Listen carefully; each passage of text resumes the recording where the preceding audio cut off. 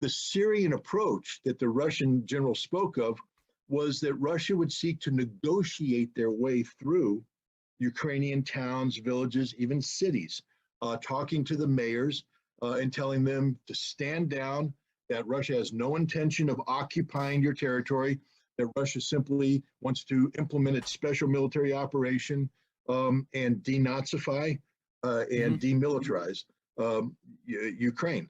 Now, denazification, of course, it's violent. So the Russians weren't going to give the Syrian approach to the Azov battalion or others. They were going to die violently or surrender and be brought to justice. Demilitarization, from the Russian perspective, was asking the Ukrainian military to stay in their barracks and allow Russia to dismantle what Russia viewed as a NATO proxy, which is what the Ukrainian military had become, a de facto NATO proxy.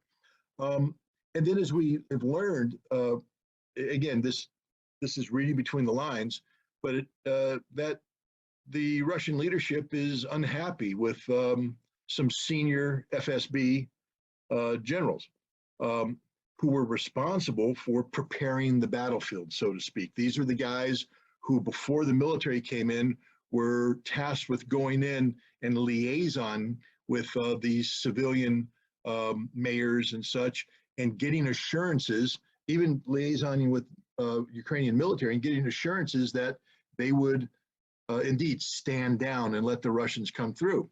And the Russian military came in very soft.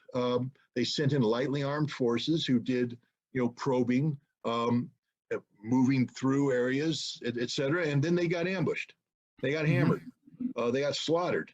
And even then, the Russians didn't come in hard. The Russians regrouped, and then the Russians carried out a very methodical advance on a very, measured pace. It's a pace, by the way, that's still more rapid than had occurred during the Second World War. If you study the major battles of the Second World War between Germany and the Soviet Union, the early days, 1941, the Blitzkrieg, and then later the battles of annihilation that were waged in maneuver between 1943 and 1944.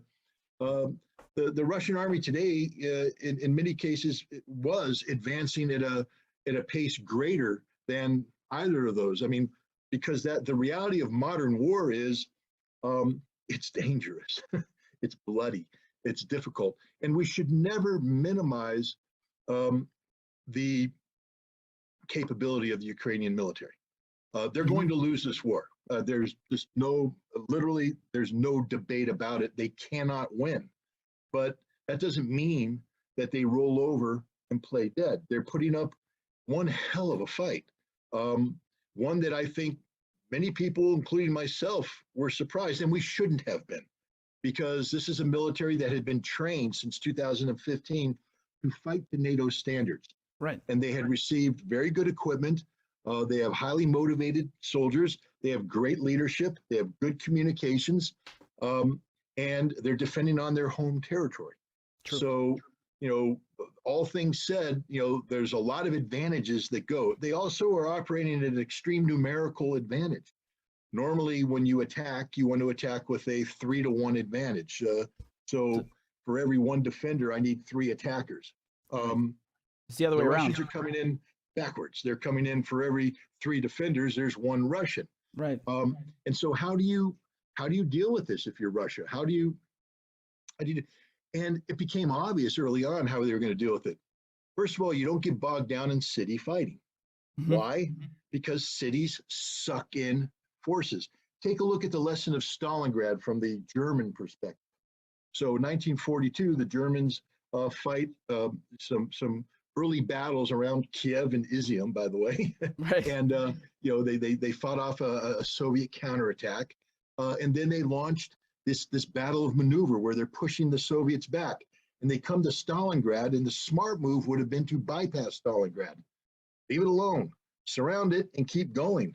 But instead, they decided they were going to capture and seize it. They tried a coup d'etat. It didn't work. Then they had to grind their way through, and it literally sucked all the forces in. And if you study the German disposition by the end of 1942, you're seeing that the vast majority, the Sixth Army, is all in Stalingrad. You can't do that with 200,000 troops that the Russians had, because literally one fight for one city would take 200,000 troops, take all your troops. So, but you also have to shape the battle. How do you shape the battle so that you are the one bringing the initiative against 600,000 defenders? And you do this through maneuver warfare. And this is where the Russians have the advantage. I mean, let's talk. I mean, what am I talking about when I say maneuver warfare?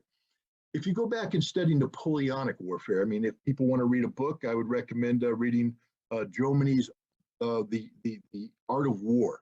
It's about Napoleonic warfare. And you're saying, well, why is Napoleonic warfare relevant today? Because concepts come out. For instance, the concept of maneuver, not armored maneuver, but maneuver. You have a feint.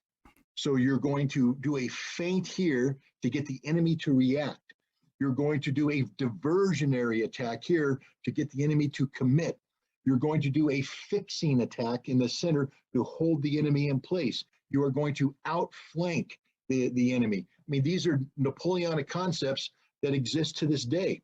You want to read another book, read Little Hart's The Strategy of the Indirect Attack. It's basically taking Jomini's Art of War up through World War II. And now we talk about tanks and airplanes.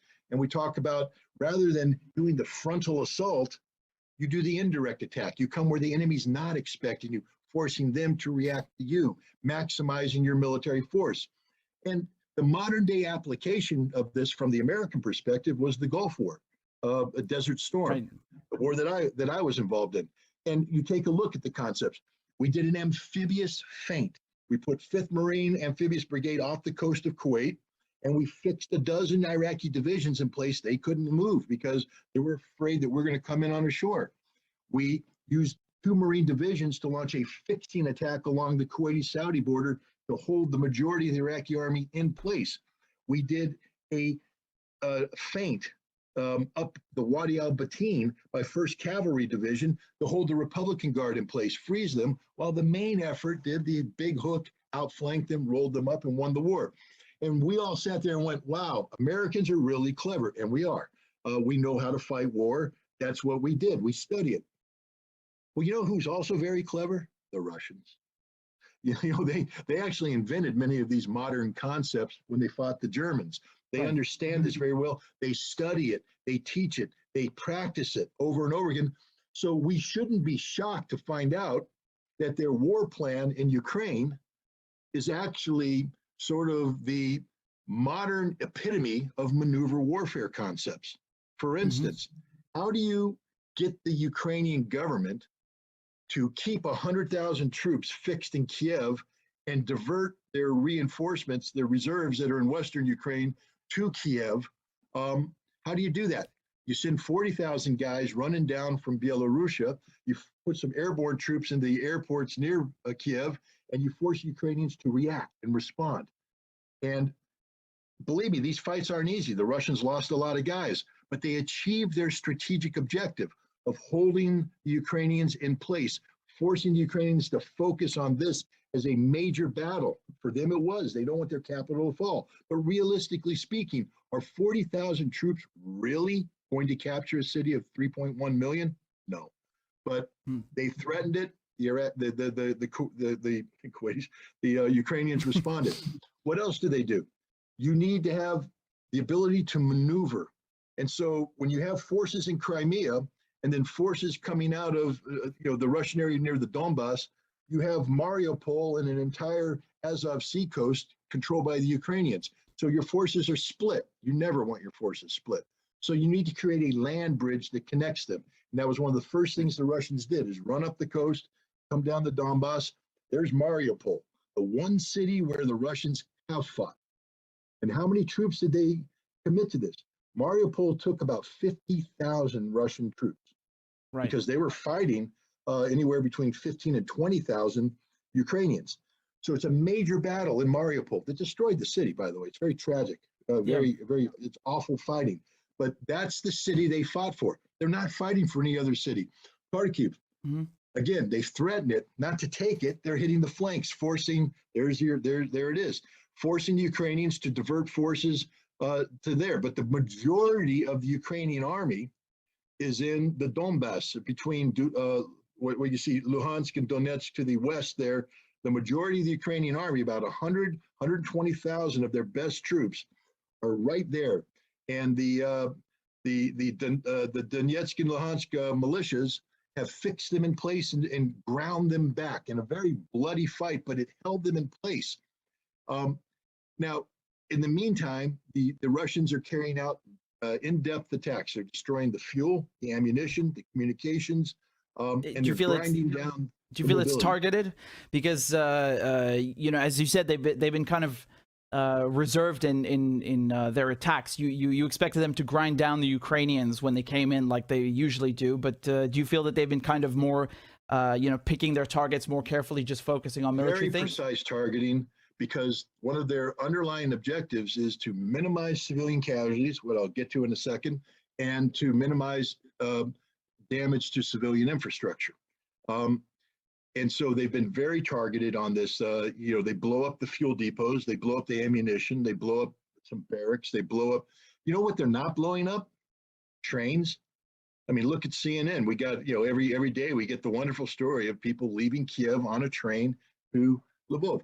I will tell you that if I was a strategic air planner, the trains would have been blown up on day one, because I don't want mobility. I would have blown up every bridge in Ukraine so they can't move, the Ukrainians can't move their forces. I would have blown up their highways so they can't move their forces. They'd have to divert off the highways. None of this is happening. None of this is happening. The Russians are ceding some operational advantages to the Ukrainians because they don't want to destroy the infrastructure. Yes, they have blown up defense industries, but that came after the Ukrainians decided to fight, not before. It's a secondary objective. But what's happened now is that the Ukrainians have lost the ability to fight a coordinated, cohesive battle. Their major brigade, they had 24 brigade-sized mobile formations. Those have all lost the ability to function as a brigade. They've been broken down into components, forces, and right now they're defending in place, but they can't maneuver. They don't have any gas. You know what you call a tank that doesn't have any fuel? It's a coffin. You know what do you call an artillery piece with no ammunition? A grave. And you know what you call a soldier who's hungry, tired, and thirsty? Either dead or a prisoner. And this is what's going to happen, because that's what the objective of the Russians has been all along. Now that they've shaped the battle, controlled the battle, they don't need to threaten Kiev anymore. They have the Ukrainians up there trapped. The Russians are now pulling out their best offensive units and bringing them back down, and they're going to start punching down near Kharkiv, punching down south. They've taken those 40,000 troops that are no longer investing Mariupol, and they're bringing them up, and they're going to punch out towards Dnipro, which is right where the D in Donetsk is. And those two arrows are going to meet in the middle, and when they do, 100,000 Ukrainian soldiers are going to be trapped in a giant cauldron. Right, so that's what I wanted to ask you. Yeah. It looks like a pincer movement or a cauldron, doesn't it? Right. Exactly. I mean, it's been looking like that for a few weeks now. You know, I was wondering why it hasn't been closed in through the middle. What do you think the reason for that is? Well, again, because in order to do that without the preparation of the battlefield, you would have to use the old Russian doctrine. Right. Okay. Right now, and what the Russians have, again, 100% speculation. I'm going to say right off the bat, I don't have the Russian playbook because it's never been published, and I don't have a phone that takes me straight to Vladimir Putin so I can ask him what's going on in his brain. So I am speculating. I think I want to make that very clear. This is informed speculation based upon prior military experience and an understanding of Russian tactics and adapting it to a unique situation, because the Russians are doing something totally different and, frankly speaking, totally unexpected. But once you accept what the Russians are doing and redefine, recalibrate your military mind, you see that instead of pounding away with artillery to get the quick breakthrough, the Russians are taking a slower, measured approach. They're destroying, as I said, fuel dumps, limiting mobility. They're destroying command posts, limiting communications. They're destroying ammunition dumps, limiting the ability to sustain the fight with artillery. And then they are grinding away, pounding away on a daily basis the ability of the Ukrainians to fight large-scale cohesive battles. This is in place of the massive artillery bombardment. The massive artillery bombardment would give you a breakthrough in days. The Russians have taken a slower, measured approach, which will achieve the same breakthrough, but it's going to take 30 days.